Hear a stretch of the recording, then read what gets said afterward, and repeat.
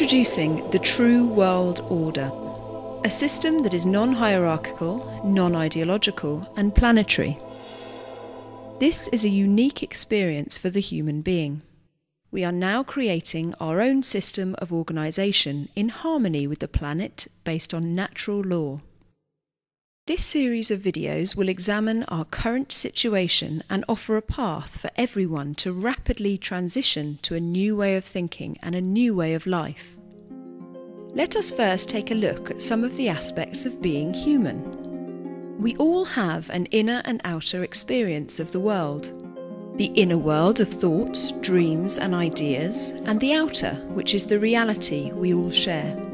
But how much of this shared reality is based in the physical, and how much is based purely on our perception of the world? If an alien being were to come down to the planet, it would see the land, trees, deserts, oceans, and people. It would have no concept of the transient labels we attach to things like countries, governments, or religious establishments. That is because these things are fictional and based on our relationship to each other at a point in time. Open your eyes and look around you. Look at the physical things in your environment. You will see that many of the things you see started as a thought that someone had. This shows you that our thoughts are very powerful and govern the creations we bring into the world. Consider what happens when the populace watches television broadcasting messages of fear or war. What is the reality we are creating? If we change our perceptions, then it stands to reason that the world will change also. So monitor your inputs and your outputs so that you can experience and share more of the positive aspects of transition, and before long we can change our point of focus towards the reality we want to have on this planet, sharing an experience at the pinnacle of our individual and collective missions.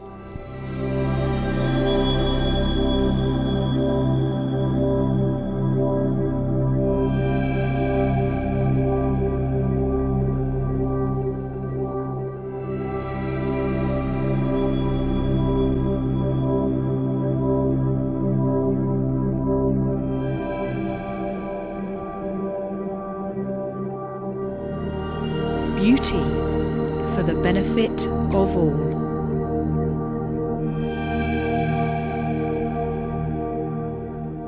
We talked about how we have an inner and outer world. The inner world of the mind has no boundary and is possible of creating or conceiving virtually anything. So how do we know if the thoughts we are creating and the things we are manifesting are in line with the goals and dreams of those who share the outer world? From our human experience, there are certain things that we need to survive on the planet. For example, food, shelter, and water.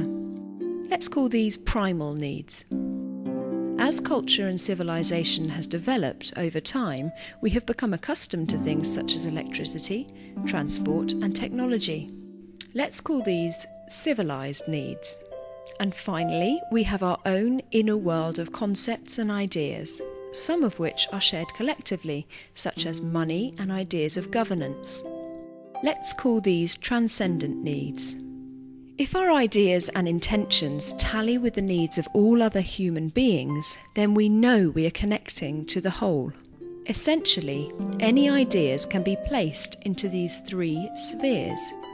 We have drawn from this to produce 12 spheres of human endeavour that enable us to map the co-creation process in more detail.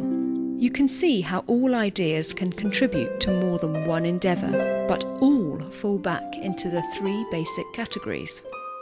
Now we can begin to quantify our connections more easily. Plus, we have positioned our idea in relation to its influence on the planet.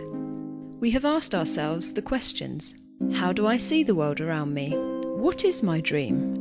And how can I contribute from a heart-centered space?